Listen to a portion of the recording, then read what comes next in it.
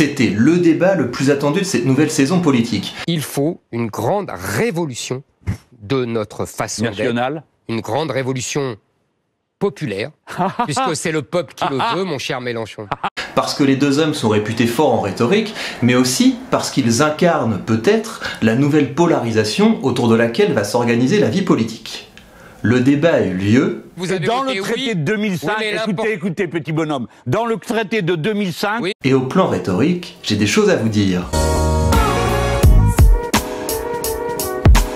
Pour l'analyse, je vous propose qu'on suive un plan très simple. Je vais commencer par vous présenter ce que sont pour moi les objectifs principaux pour chacun des orateurs, et puis nous allons voir par quelle stratégie rhétorique ils ont tenté de les atteindre dans le débat. Je précise avant de commencer que je vais être très attentif à ce que vous me direz dans les commentaires, parce que c'est ça l'objectif de ce format de réaction à chaud, c'est qu'on puisse confronter nos diagnostics, qu'on puisse confronter nos analyses, et que comme ça on aiguise notre regard rhétorique. Cela veut dire que si vous êtes simplement venu pour dire Zemmour président, Mélenchon président ou je ne sais quel slogan, bien faites-le si ça vous amuse, mais sachez que Twitter est plus pertinent pour ce genre de jeu d'enfants. Ceci étant posé, commençons. À la veille de ce débat, Mélenchon est derrière Zemmour dans les sondages. Mais il faut garder à l'esprit que lors de la dernière présidentielle, Mélenchon partait également de loin et il a été capable de crédibiliser sa candidature au fur et à mesure de ses interventions publiques parce qu'il est bon en débat, parce qu'il est bon en rhétorique. L'enjeu donc pour Mélenchon est clair, il s'agit d'entrer en campagne en bénéficiant de la visibilité de Zemmour et en espérant pouvoir lui donner la leçon ici ou là parce qu'il peut s'appuyer sur une plus grande expérience d'homme politique que son adversaire. Mais il y a pour Mélenchon également un enjeu au sein de son camp. Si vous regardez le message par lequel Mélenchon a annoncé qu'il allait débattre avec Zemmour, dans les commentaires, il y a quand même beaucoup de gens de son camp qui réagissent en disant « tu ne devrais pas y aller, tu ne devrais pas faire ça, tu vas lui donner de la visibilité ». Parce que la cancel culture a gagné le camp de Mélenchon, donc cette idée selon laquelle il y a des gens avec lesquels on ne discute pas. Et ça, c'est un poids pour Mélenchon dans le débat.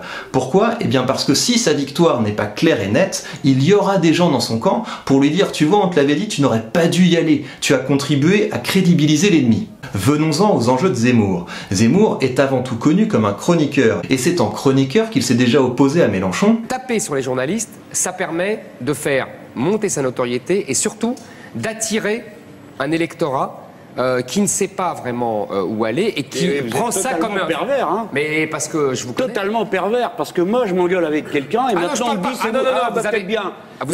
On me dit vous avez calculé, j'ai rien calculé. Non. Mais dans un débat où il intervient en tant que politique, on ne sait pas encore ce qu'il vaut. Et donc l'enjeu, c'est de montrer qu'il n'est pas seulement dans le diagnostic, qu'il n'est pas seulement dans l'analyse, mais qu'il est également une force de proposition face à quelqu'un qui est rompu à l'exercice. En outre, Zemmour va être capable de changer de dimension s'il montre qu'il est à l'aise sur des sujets qui sortent de ses domaines de prédilection. Et c'est d'autant plus intéressant que Zemmour a déjà esquivé certaines questions en interview.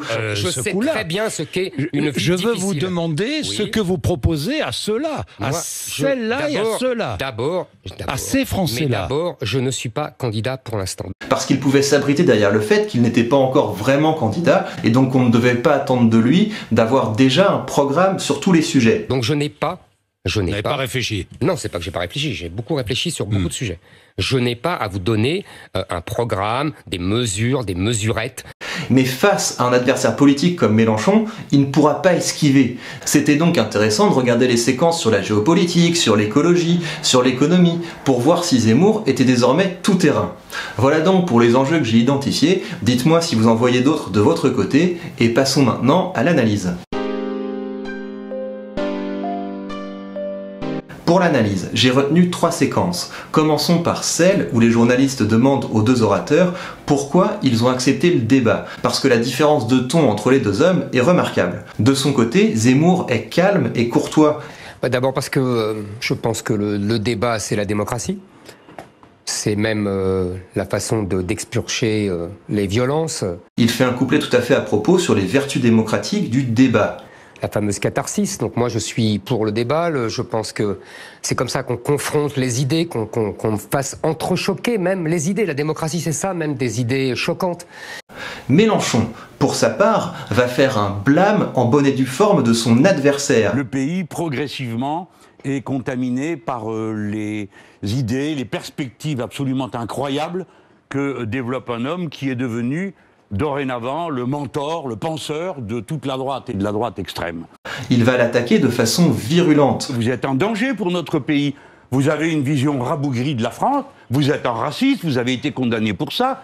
Et ça, vous l'avez compris, c'est pour rassurer dans son camp. Il se met dans une posture où il trace une frontière hermétique entre ce qui est acceptable et ce qui ne l'est pas. Et sa virulence touche Zemmour, il n'est pas à l'aise. Vous êtes un homme qui professait une vision de la virilité extrêmement curieuse, extrêmement violente. C'est vous qui écrivez que les femmes sont le butin des hommes.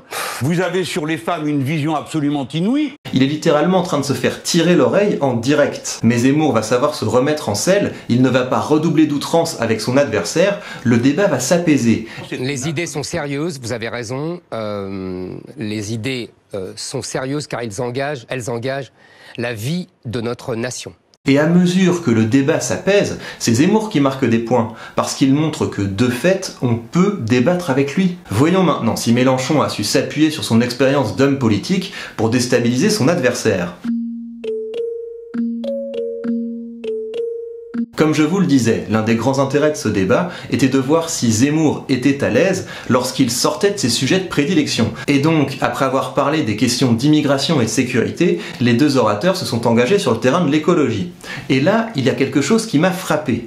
Alors que c'était précisément sur ce terrain que Mélenchon pouvait marquer des points, qu'il pouvait bénéficier de son expérience pour déstabiliser son adversaire, il s'est fait embarquer dans de grandes digressions historiques. Derrière Louis-Philippe, ça termine dans l'autoritarisme. Les libéraux... Les deux étaient liés derrière Louis-Philippe, et vous le savez très bien. On va quitter Louis-Philippe, on va parler de maintenant. Mais justement.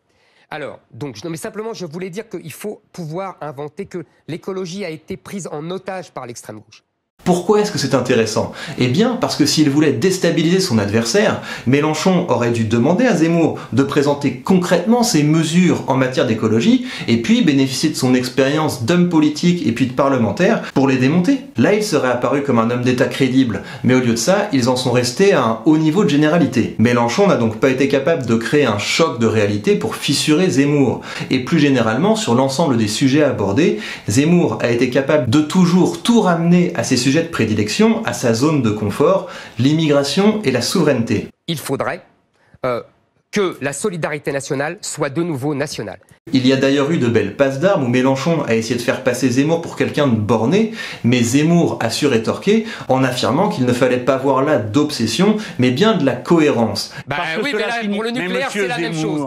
Le nucléaire, c'est la même chose. Vous êtes borné. Non, je suis pas borné, je suis j'évolue dans la vie. Et la cohérence, c'est la plus grande force dialectique. Et à cet égard, la différence de réaction des deux orateurs lorsque la cellule de vérification a mis à l'épreuve leur discours est saisissante. Mélenchon accepte l'exercice. De son côté, Zemmour le refuse avec virulence. Chère madame, votre chiffre est tellement ridicule que je pense que le ridicule est pour vous.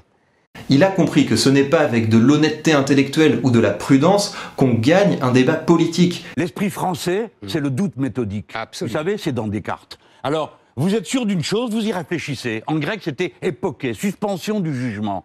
Il n'est pas là pour discuter, il est là pour l'emporter. Parce qu'il a su maintenir son adversaire sur le terrain qui l'arrangeait le mieux, Zemmour l'a emporté au plan dialectique. Qu'en est-il au plan rhétorique ? Vous le savez, j'ai une sensibilité particulière pour les tirades, pour les morceaux de bravoure, et j'ai donc été attentif au moment du débat où il a été donné quelques minutes aux deux orateurs pour pouvoir conclure. Et à ce niveau-là, le contraste de ton entre les deux hommes est saisissant. De son côté, Zemmour est resté dans sa gamme habituelle. Il y aura plus de pauvreté, plus de misère, et surtout, plus de désordre, plus de violence, comme ce qui se passe actuellement. Ça montera crescendo parce que tout simplement, c'est-à-dire qu'il a fait un constat noir sur l'état de la France et de son avenir. Le peuple aura été petit à petit, le peuple français aura été petit à petit remplacé par un autre peuple. En comparaison, Mélenchon s'est engagé dans une gamme d'émotions beaucoup plus volontaire. À l'heure des causes communes, pas de division ethnique, pas de division religieuse. Oui, du débat, oui, de la contradiction. Et pour ça, des institutions qui permettent cette contradiction, qui permettent d'être enfin le peuple souverain. Il a proposé une vision positive de l'avenir de la France. Voyez-vous, le problème a toujours une solution. Et quel que soit le problème, la solution, c'est le peuple. Je vous dis d'un mot, je suis un optimiste dans la vie. Je ne crois pas que tout est perdu, tout est noir. En puisant dans l'espoir et la détermination. J'ai trouvé un mot de Gaston Bachelard, pardon pour ceux qui me l'ont déjà entendu dire 10 fois, mais je l'aime tellement. Il dit « Le futur, ce n'est pas ce qui va arriver, c'est ce que nous allons faire. » Et moi, ce que je veux faire, c'est cette France-là. Pourquoi est-ce que c'est important? Eh bien parce que, comme je vous le disais, un des enjeux de ce débat était de voir si Zemmour pouvait changer de dimension. Or, dans sa conclusion, il est resté dans le registre qui a fait son succès en tant que chroniqueur. Il donne à son public leur dose de série noire. Mais pour passer de la critique à la politique, il faut également être capable de galvaniser son public, de le motiver, de lui donner de l'espoir, de donner la force de bouger pour faire advenir le changement. Au plan du pathos, cela suppose, comme sait le faire Mélenchon, de passer de mineur en majeur. Sur ce plan-là, Zemmour a donc encore une marge de progression. C'est un bon dealer d'opinion, il va devoir apprendre à changer de gamme pour devenir un leader d'opinion. Voilà donc ce que j'avais à vous dire sur ce débat, j'ai hâte de voir ce que vous en avez pensé en commentaire. Prenez bien soin de vous et à dimanche.